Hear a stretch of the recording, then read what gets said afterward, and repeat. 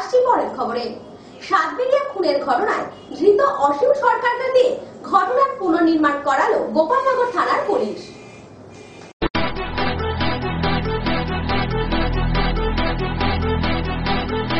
কলকাতার উঠতি প্রযোজককে কুপিয়ে খুন সাতবেড়িয়াতে।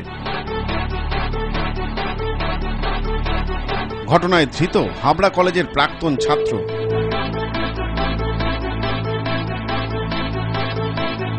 শুধুই কি ক্যামেরার লোভে খুন, নাকি এর পেছনে রয়েছে অন্য কিছু? কি করেই বা অভিযুক্ত ঘটালো এই কাজ? নোম্যান্সল্যান্ডের বিশেষ প্রতিবেদন। সাতবেড়িয়ার খুন। জেলা পুলিশের নির্দেশে গোপালনগর থানার সাতবেড়িয়া খুনের ঘটনার পুনর্নির্মাণ করল পুলিশ। ঘটনার দিন তারা কিভাবে এলাকায় পৌঁছেছিল, ঘটনার পর প্রমাণ লোপাটের জন্য মোবাইল কোথায় ফেলে দিয়েছিল, কিভাবেই বা ফিরে গেছিল, সবই খুঁটিয়ে দেখেন পুলিশের আধিকারিকেরা। এই সেই সাতবেড়িয়া স্টেশন। এদিন ধৃত যা দাবি করলো সেটা হচ্ছে এরকম। ঘটনার দিন বনগা থেকে রানাঘাটগামী ট্রেনে শেষ কম্পার্টমেন্টে ওঠে তারা দুজন। তারপরে সে নামে এই সাতবেড়িয়া স্টেশনে। শেষ কম্পার্টমেন্ট থেকে নেমে তারপর ধীরে ধীরে তারা চলে যায় এই মাঠের দিকেই। প্রসঙ্গত, গত মাসের 29 তারিখে এই এলাকায় খুন হন কলকাতার বাসিন্দা বিএসএনএল এর কর্মী তথা স্বল্প দৈর্ঘ্যের ছবির নির্মাতা অসীম কান্তি পাল। রবিবার সকালে স্থানীয় পাটক্ষেতের ভেতর থেকে ক্ষতবিক্ষত দেহ উদ্ধার হয় অসীমবাবুর। মৃত অসীমবাবুর বাড়ি থেকে একটি সিসিটিভি ফুটেজ সংগ্রহ করে পুলিশ। ঘটনার পর পুলিশও কিন্তু হাত গুটিয়ে বসেছিল না। তথ্য প্রমাণ জোগাড়ের চেষ্টা শুরু করে দেয় পুলিশ। পুলিশের হাতে আছে একটি সিসিটিভি ফুটেজ, যা থেকেই রহস্যের সমাধান হয়। এরপর ওই সিসিটিভি ফুটেজ ও মোবাইলের সূত্র ধরেই গ্রেপ্তার হয় অভিযুক্ত অসীম সরকার। ধৃতকে জেরা করে পুলিশ জানতে পারে মৃত অসীমবাবুর দামি ক্যামেরা হাতিয়ে নেবার লোভেই এই খুন। ইতিমধ্যে পুলিশ ক্যামেরাটিও উদ্ধার করেছে। ঘটনার পর সিসিটিভির ফুটেজ ও মোবাইল ফোনের সূত্র ধরে গ্রেপ্তার হয় অভিযুক্ত অসীম সরকার। উদ্ধার হয় ক্যামেরাটি। পুলিশ জানতে পারে খুনের আসল উদ্দেশ্য ছিল মৃত অসীমবাবুর দামি ক্যামেরা।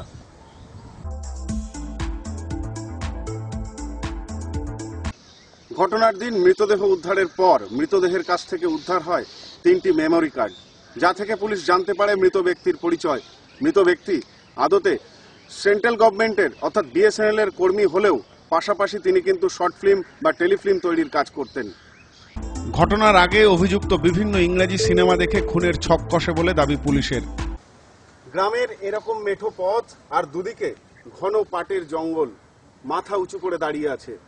এই রকম একটি নির্জন জায়গাকেই খুন করবার জন্য উপযুক্ত আদর্শ জায়গা হিসাবে বেছে নিয়েছিল অসীম।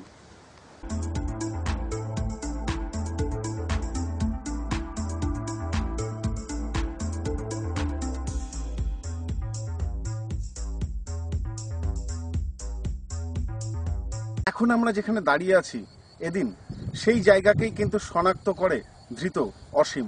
অর্থাৎ এই যে সেই পাট বাগান যেখানে এনে খুন করা হয়েছিল অসীম বাবুকে।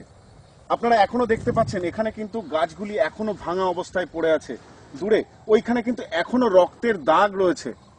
এই সেই জায়গা যেখানে নৃশংসভাবে খুন করা হয়েছিল। ক্রমাগত ধারালো অস্ত্র দিয়ে কুপিয়ে কুপিয়ে খুন করা হয়েছিল অসীম বাবুকে। এমনকি ঘটনার দিন নিজের সাথে করে অন্য পোশাকও নিয়ে আসে অভিযুক্ত।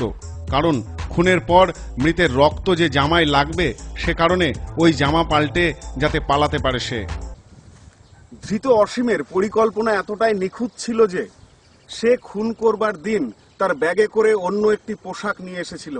কারণ সে জানতো খুন করার সময় তার পোশাকে অর্থাৎ তার পরিহিত পোশাকে রক্তের দাগ লেগে যেতে পারে। সে কারণেই সে ব্যাগে করে অন্য পোশাক নিয়ে এসেছিল, যাতে খুন করার পর সে পোশাক পরিবর্তন করে অনায়াসেই পালিয়ে যেতে পারে। এমনকি প্রমাণ লোপাটের জন্য মৃত অসীমবাবুর মোবাইলটিও ছুঁড়ে ফেলে দেয় স্থানীয় একটি জলাশয়ের ভেতর। মৃত অসীমকে নিয়ে পুলিশ যতই এগিয়েছে গ্রামের দিকে, ততই কিন্তু উঠে আসছে সব আশ্চর্যজনক তথ্য। আমার ঠিক পেছনেই যে জলাশয়টি দেখতে পাচ্ছেন, এই জলাশয়তেই মৃত অসীম কান্তি পালের মোবাইলটি ছুঁড়ে ফেলে দিয়েছিল অসীম প্রমাণ লোপাটের জন্য। এমন তথ্যও কিন্তু উঠে আসছে পুলিশের কাছে। এভাবেই নিখুঁত পরিকল্পনা করে এগিয়েছিল কাজ, কিন্তু হলো না শেষ রক্ষা। গ্রেপ্তার অভিযুক্ত, ধৃতকে আদালতে হাজির করিয়েই নিজেদের হেফাজতে নেয় পুলিশ। এদিন সেই ঘটনার পুনর্নির্মাণ হয় সাতবেড়িয়া এলাকায়।